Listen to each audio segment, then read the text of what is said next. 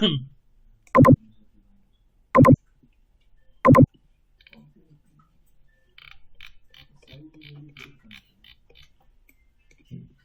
Use करा करो उसके, क्या नाम है उसका, ड्यूरासेल। मैं इतना माउस यूज करता हूँ तो मेरा साल भर में माउस ने का बैटरी इतनी चेंज करता हूँ। सर मैंने डिपो ले रखी है। हाँ, वो तो डालने से पहले ही खत्म हो जाता है डिपो। हाँ वो रिमोट में नहीं चलता। मेरे घर मैं जितने भी डिवाइस यूज करता हूँ, अगर कहीं सेल की रिक्वायरमेंट है तो वो ड्यूरासेल से बेस्ट सेल नहीं है। जैसा ऐड दिखाते हैं ना, वो रियल में वो फैक्ट भी उसकी है। हाँ, थोड़ा कॉस्टली पड़ता है। कितने में का? जितने रुपए का ड्यूरासेल का एक सेल लगाओगे उतने में तुम 5 सेल लेके आओगे निप्पो। 100 की 150 की एक बस की। ये चार्जेबल भी आता है। हाँ, अब तो चार्जेबल वाला भी आने लगा। चलो देखो। तो हम लोगों ने ब्लॉक डब्ल्यू ब्लॉक में चैप्टर 9, 10, 11 में ब्लॉक और डब्ल्यू ब्लॉक पढ़ लिया था, है ना। और डीसी एंटर टीपी एंटर भी देख लिया था, है ना, कि डिजाइन सेंटर और टीपी। अब हम बात करने जा रहे हैं डायनेमिक ब्लॉक की। जैसे हम लोगों ने ब्लॉक और डब्ल्यू ब्लॉक पढ़ा, उसके अकॉर्डिंग डायनेमिक ब्लॉक भी ब्लॉक्स होते हैं जो हम लोगों ने टूल पैलेट में देखे थे और डिजाइन सेंटर दोनों में देखे थे। टूल पैलेट में सिर्फ डायनेमिक ब्लॉक्स होते हैं, जबकि आपके डिजाइन सेंटर में डब्ल्यू ब्लॉक्स भी होते हैं और डायनेमिक ब्लॉक्स दोनों अवेलेबल होते हैं। जैसे ये गाड़ी वाला देखो, अगर सिविल वाले हैं तो ट्री देखो, ठीक है, इनका साइज, इनको हम डायनेमिक ब्लॉक बोलते हैं, ठीक है। इनको हम क्या बोलते हैं? डायनेमिक ब्लॉक बोलते हैं, जिनका इस तरीके से व्यू चेंज हो रहा हो।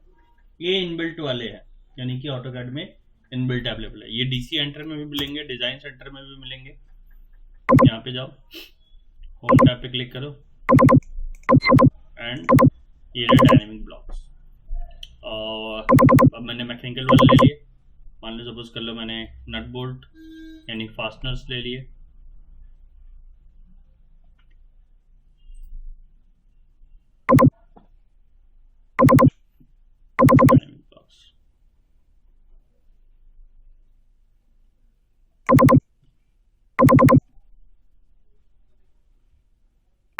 ठीक है, कुछ भी ले लिया, जो भी ले लिया वो इसके।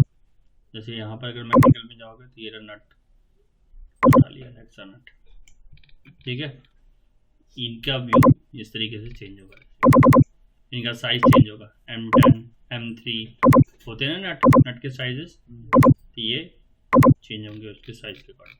तो अब जब व्यू का इंटरचेंज हो, तो मैंने 2 टाइप के डायनेमिक ब्लॉक लिखवाए हैं। जब व्यू का इंटरचेंज हो, यानी top view, front view, rear view, back view दिखा रहा हो, तो हम उसे बोलते हैं विजिबिलिटी कंडीशन, डायनेमिक ब्लॉक का फर्स्ट पार्ट। सेकंड पार्ट आता है लुकअप, ठीक है। तो आज जिसकी हम बात करने जा रहे हैं वो विजिबिलिटी है, ठीक है। इसके बाद फिर लुकअप आएगा, ठीक। तो विजिबिलिटी टैब में कैसे काम करते हैं, जैसे फॉर एग्जांपल मैंने टीपी एंटर से कोई भी ऑब्जेक्ट उठा लिया। फॉर एग्जांपल आज सिविल का एग्जांपल लेते हैं, लुकअप में मैकेनिकल का एग्जांपल ले लेंगे। मैंने गाड़ी ले ली, गाड़ी ले आया, गाड़ी को 4-5 जगह कॉपी कर ली, सेलेक्ट किया, कॉपी कर लिया, ठीक है। हर एक गाड़ी के व्यू चेंज कर दिए,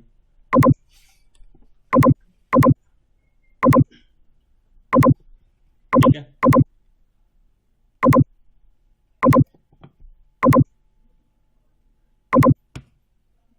ठीक, और सबको सेलेक्ट किया, एक्सप्लोड कर दिया, ठीक। फिर इसके बाद हम लोगों ने ब्लॉक पहले क्यों पढ़ा, क्योंकि अब जो है डायनेमिक ब्लॉक कन्वर्ट बिना ब्लॉक के तो नहीं हो सकते। तो मैंने ब्लॉक बी एंटर किया। अगर तुम्हें परमानेंटली सेव करना है तो तुम डब्ल्यू ब्लॉक में सेव करोगे, अगर नॉर्मल सेव करना है तो ठीक है। तो सब सेलेक्ट ऑब्जेक्ट किया, सबको सेलेक्ट किया, एंटर किया, पिक पॉइंट दिया, कहाँ से पिक करना है, मैंने कहा जहाँ से पिक करना है वहाँ से पिक पॉइंट दे दिया, नाम दे दिया इसको और ओके कर दिया।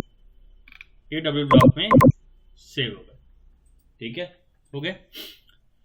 अब डिलीट कर दिया, आई एंटर किया, इसको भी सेम उसी तरह का बुला सकते हैं। अभी देखो इस पे कोई जितने भी डायनेमिक ब्लॉक होते हैं उस पर येलो कलर का ये मार्क होता है, ध्यान रखना, ठीक है। इसमें नहीं है कोई बात नहीं, क्योंकि अभी डायनेमिक ब्लॉक में नहीं है, क्योंकि अभी नॉर्मल ब्लॉक है। सेलेक्ट किया, राइट के लिए क्लिक किया, ब्लॉक एडिटर में चले गए, ठीक है। अब इसमें यहाँ पर एक कंडीशन दिख रही है विजिबिलिटी, वो एक्टिवेट नहीं, इसको पहले एक्टिवेट करते हैं। प्रॉपर्टी में गए, ये रहा विजिबिलिटी टैब, सेलेक्ट किया, यहाँ क्लिक किया, देखो एक्टिवेट हो गया। फिर स्टेट में गए, इसको रीनेम कर लिया, मैं इसको नाम दे दिया 1। फिर न्यू क्लिक किया, इसका नाम दे दिया 2। कितने व्यू है जरा ध्यान से देख लो, 3 4 5 एंड लास्ट एक व्यू मैंने अपने अकॉर्डिंग बना लिया जिसका नाम दे दिया कस्टम। कस्टम में सारी चीजें दिखाई देंगी, मैंने ऐसा एक व्यू बना लिया और ओके कर दिया। अब वो सारे व्यू 1 बाय 1 यहाँ पर आ गए। फर्स्ट नेम दिया, मेक विजिबल, इसको सेलेक्ट किया, इस व्यू में ये दिखाई देगा और दूसरे वाले व्यू में और सब दिखाई नहीं देगा। ठीक है, दूसरा लिया, फिर मेक विजिबल सेलेक्ट किया और बाकी सबको मेक इनविजिबल।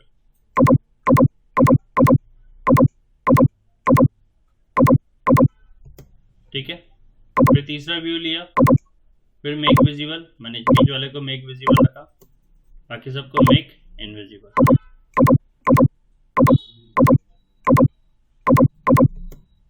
ठीक, हाँ, मेक विजिबल,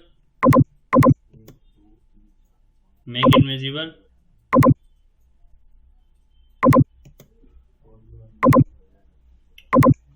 मेक विजिबल,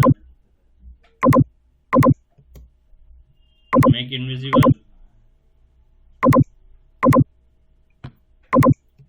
सबको इनविजिबल करना पड़ेगा। बिल्कुल, अब कस्टम वाले में मैंने सबको विजिबल कर लिया।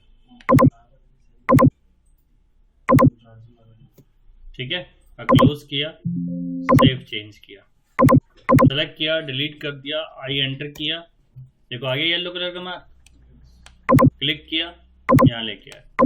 तो सारे व्यू तो दिख नहीं रहे, चलो अब दिखना शुरू कर। दूसरा व्यू दिखा, फिर क्लिक किया, तीसरा व्यू दिखा, फिर चौथा व्यू दिखा, फिर पांचवा व्यू दिखा एंड फिर लास्ट कस्टम व्यू में सारे व्यू दिखा। समझ में आया? That is called dynamic block.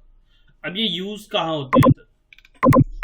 Suppose करो मैं एक फैक्ट्री लगा रहा हूँ, अपनी फैक्ट्री लगा रहा हूँ, ठीक, और फैक्ट्री जब बनेगी तो उसके अंदर हर कोई काम करेगा, सिविल का हो, मैकेनिकल का हो, इलेक्ट्रिकल का हो, HVAC वाला हो, कोई भी हो, हर कोई सेक्शन काम करेगा।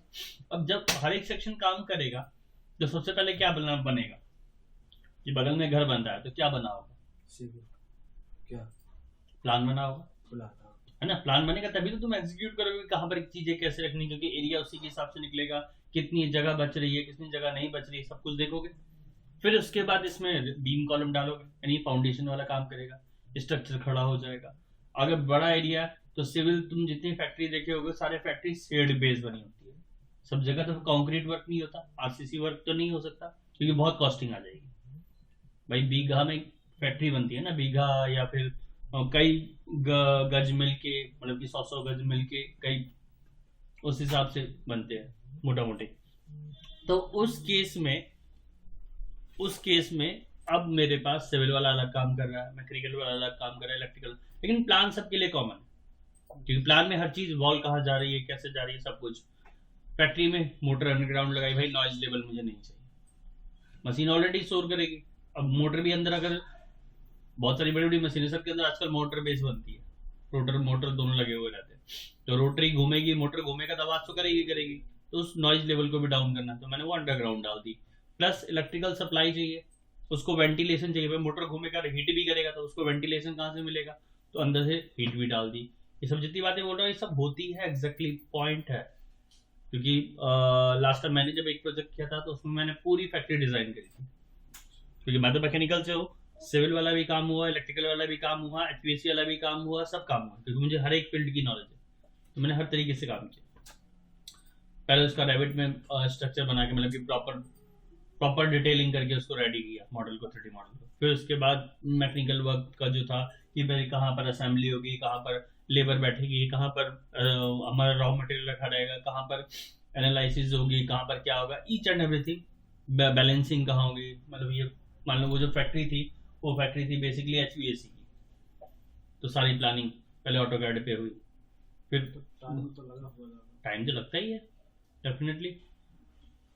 कोई घर ही, अब यही छोटा सा ये घर बन रहा है बगल में, बनना है ना, 1 फ्लोर का बने, 2 फ्लोर का, 3 फ्लोर का, पिछले 2 महीने से तोड़ा फोड़ी में परेशान, 2 महीने से परेशान, अब ये बनने में, रेडी होने में महीना भर लगेगा। तो बड़ी बड़ी फैक्ट्री बनने में यार सालों लग जाते हैं, तब जाके फैक्ट्री बन के रेडी होती है। अब फिर भी कंस्ट्रक्शन चल ही रहा होता है, फिर भी चल ही रहा होता है, क्योंकि अब तुम देखो बड़ी बड़ी कमर्शियल बिल्डिंग जो बनती है, स्ट्रक्चर बन के खड़ा हो गया, इंटीरियर फिर भी चलता रहेगा, चलता रहेगा, चलता रहेगा, चलता रहेगा। चले जाओ तुम कहीं भी चले जाओ, V3S मॉल के अंदर क्या काम नहीं हो रहा होगा? तुम्हें क्या लगता है?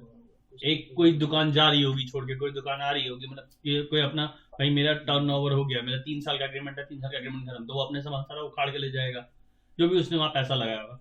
दूसरा बंदा आएगा, दूसरे ने काम कराया, भाई दूसरा अपने अकॉर्डिंग इंटीरियर करवाएगा, बहुत सारी बातें, ठीक है। तो काम तो चलता ही रहता है, कंस्ट्रक्शन वर्क कभी रुकता नहीं, चाहे कितनी बड़ी, अब खासकर जब हाई राइज बिल्डिंग बनती है तो कंस्ट्रक्शन वर्क कभी नहीं रुक सकता। वेंटिलेशन की प्रॉब्लम हो रही है, डक्टिंग में कहीं पर कोई प्रॉब्लम आ रही है, HVAC से रिलेटेड काम हो रहा है, तुम बड़े बड़े हॉस्पिटल चले जाओ, कहीं भी चले जाओ वहां पर। अब ये यहाँ पर कैसे हेल्प करता है विजिबिलिटी, क्योंकि प्लान तो सब जगह दिखाई देगा। प्लान में जब HVAC वाला मुझसे डिटेल मांगेगा तो मैं प्लान तो दिखाऊंगा, साथ में HVAC कहाँ डक्टिंग जा रही है, कहाँ पर कोई बीम किसी डक्ट को इंटरसेक्ट तो नहीं करेगी, अरे इसको यहाँ से बैंड करा, तो ये सब चीजें कहाँ दिखाई देगा? हमारे प्लान में दिखाई। प्लान में बीम और कॉलम भी होंगे, इलेक्ट्रिकल वर्क भी होगा, सब कुछ होगा, होगा कि नहीं होगा? तो हमें सब चीज को ध्यान रखते हुए, फॉल सीलिंग कितनी चाहिए, सब कुछ देखते हुए हमें काम करना होगा।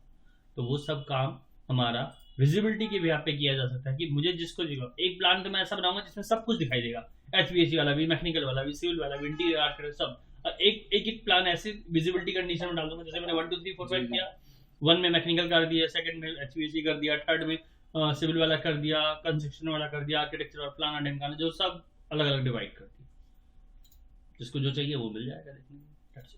तो वहां पर विजुअलिटी काम करती है। लुकअप नेक्स्ट वाली क्लास में देखोगे कि लुकअप बेसिकली काम कैसे करता है। लुकअप का मतलब होता है साइज छोटा बड़ा करना, रोटेशन करना, फ्लिप करना, मिरर करना, सब ये सब कि डायनेमिक ब्लॉक में बिना कमांड लगाए मैं किसी ऑब्जेक्ट को फ्लिप कैसे कर सकता हूँ, मिरर कैसे कर सकता हूँ, छोटा कैसे कर सकता हूँ, बड़ा कैसे कर सकता हूँ, that is called dynamic block. Second part that is called lookup. ठीक है, करके देखना, कुछ डाउट आएगा तो फिर पूछना।